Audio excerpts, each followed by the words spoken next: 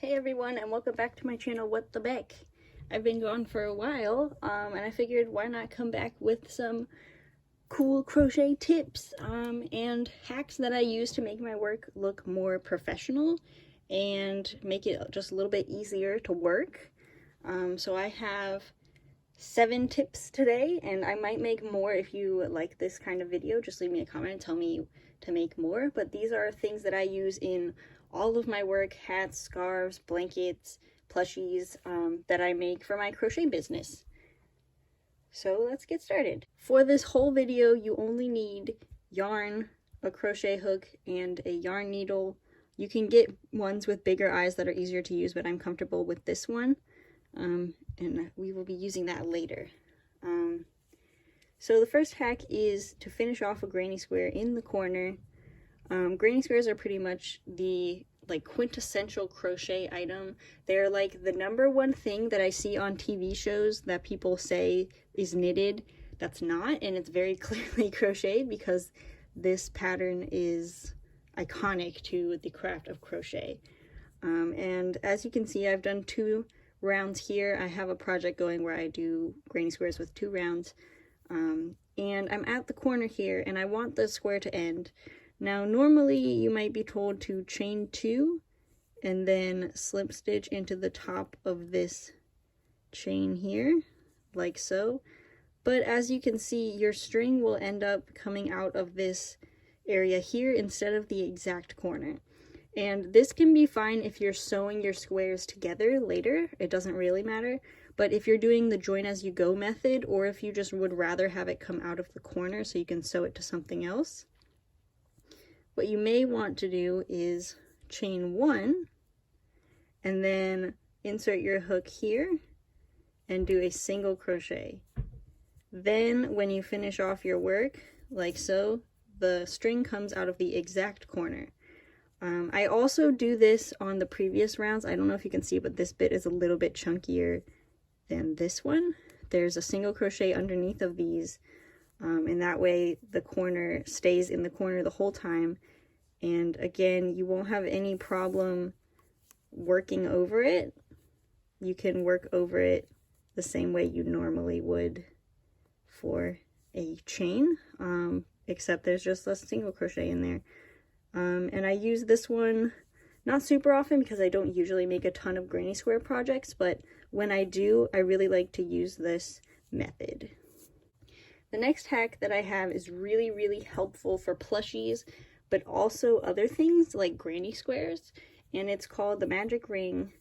And I'm going to do my best to show this very slowly because I know a lot of people get hung up on this. So you take your string and place it over your hand like this with the end at the bottom.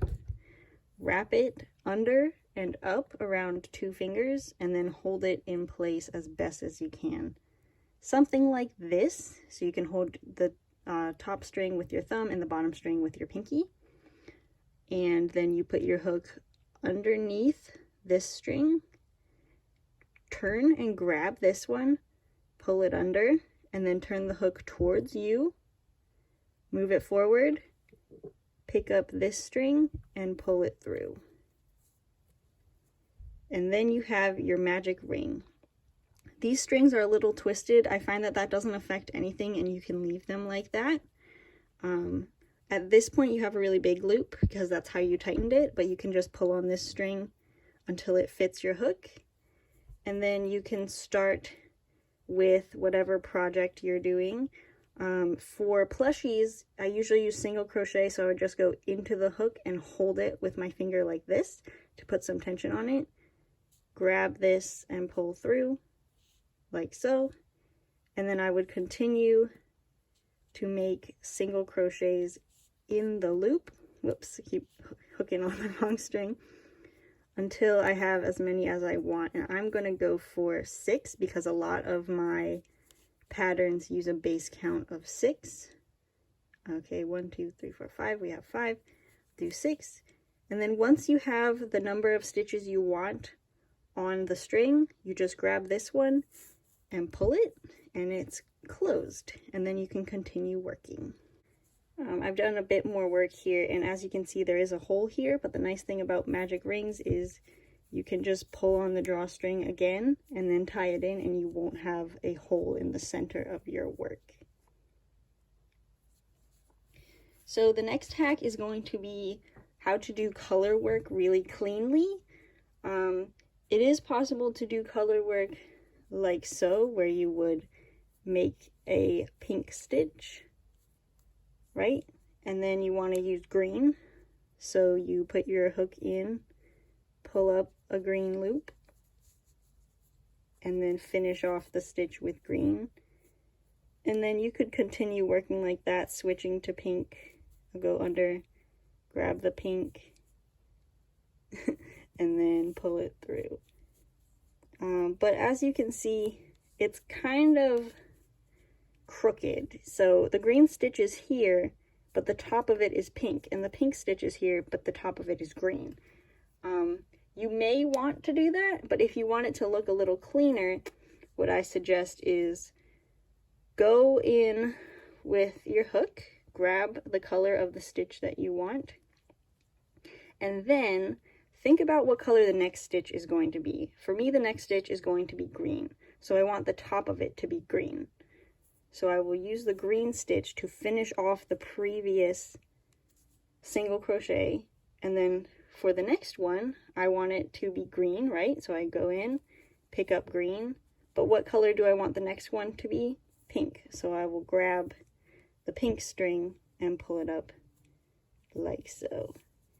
And that way you can see the whole stitch is the same color rather than having the top of it be a different color. So you probably know how to do a single crochet decrease. You put your hook in, pull up a loop, put your hook into the next stitch and pull up a loop, yarn over and pull through all three. And this is totally fine. This is a valid way of doing a decrease, but you can make a more seamless decrease in a different way. So let me just work a little bit over so that I can show you.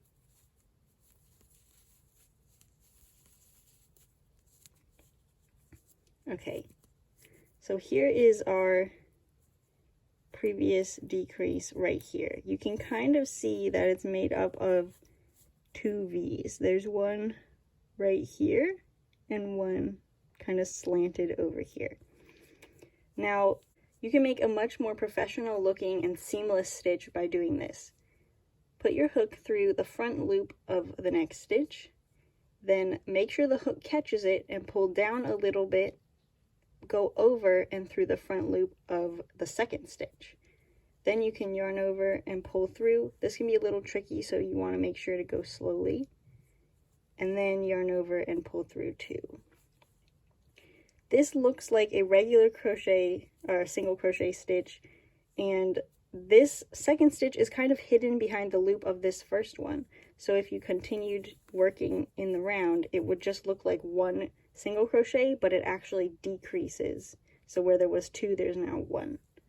And I use this one on a lot of plushies. I use it on any plushie that's like round. I have to do increases, but then I do invisible decreases later on to make it turn into a round shape. This next tip is going to help you close your amigurumi or plushie seamlessly and make it look really nice with no holes.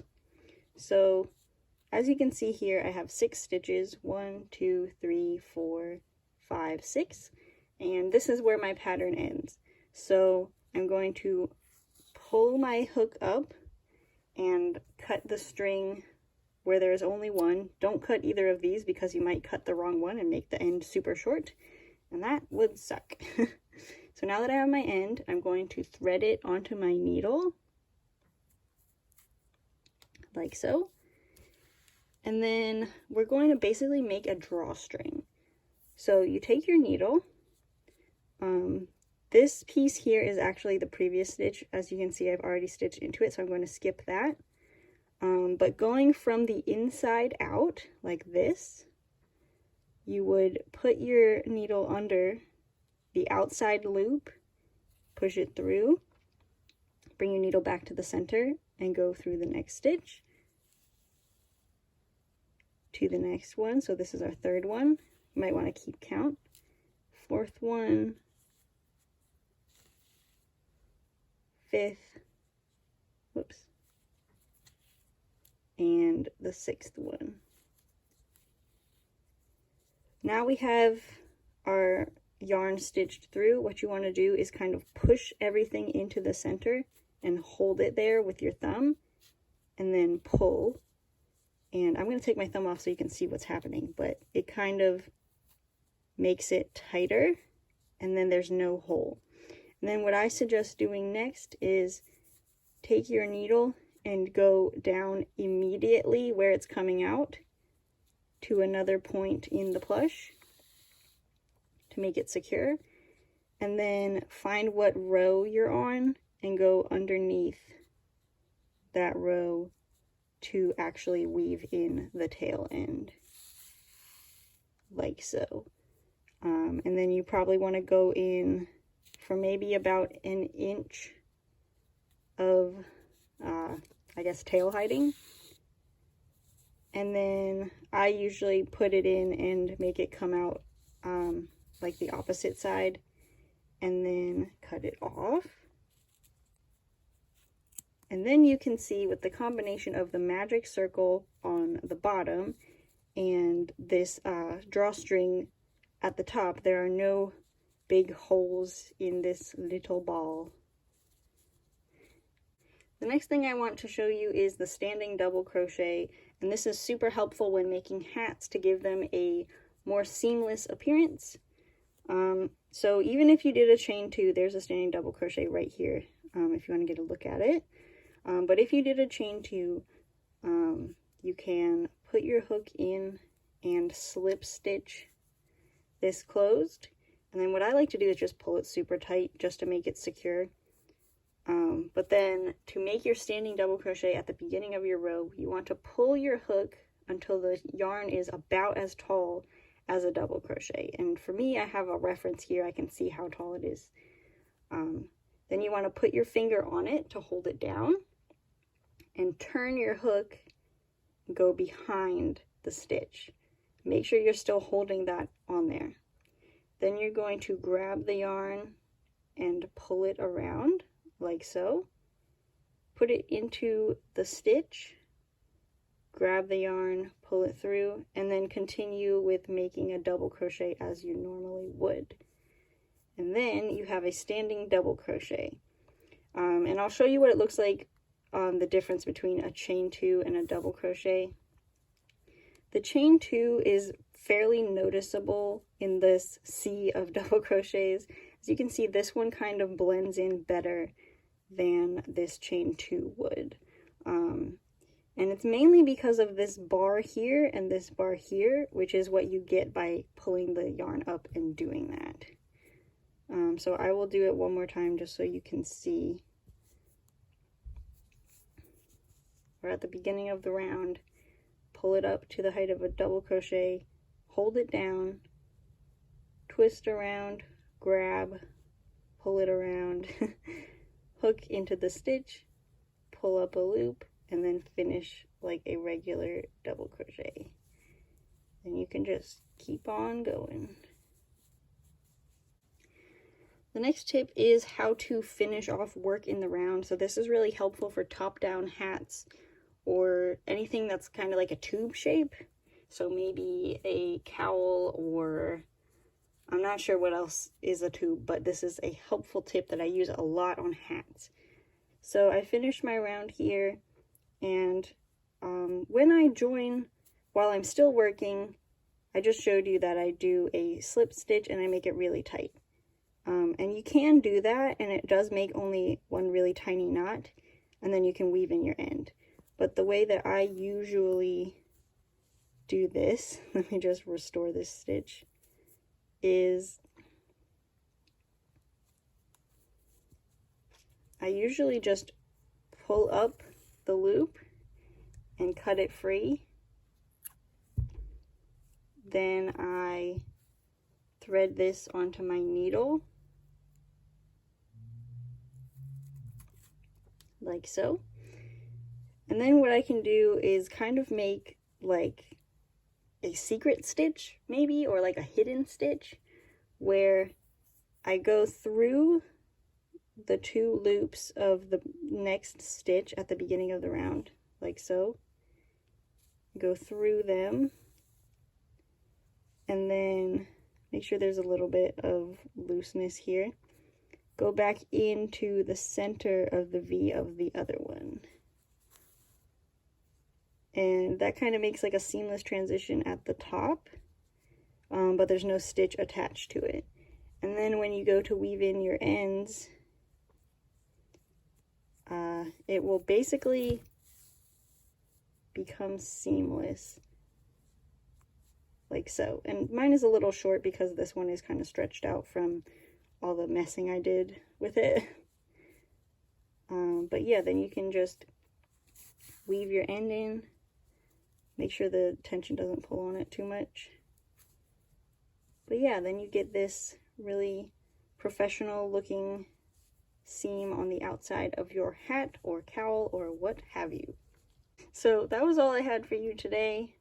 I hope you enjoyed these crochet tips, and let me know if they help you. I really like to see these more, like, I guess, advanced versions of the things we already know how to do, like how to end off a round or how to make a standing double crochet or an invisible decrease. So I hope they help you, and I will see you in the next video. Goodbye.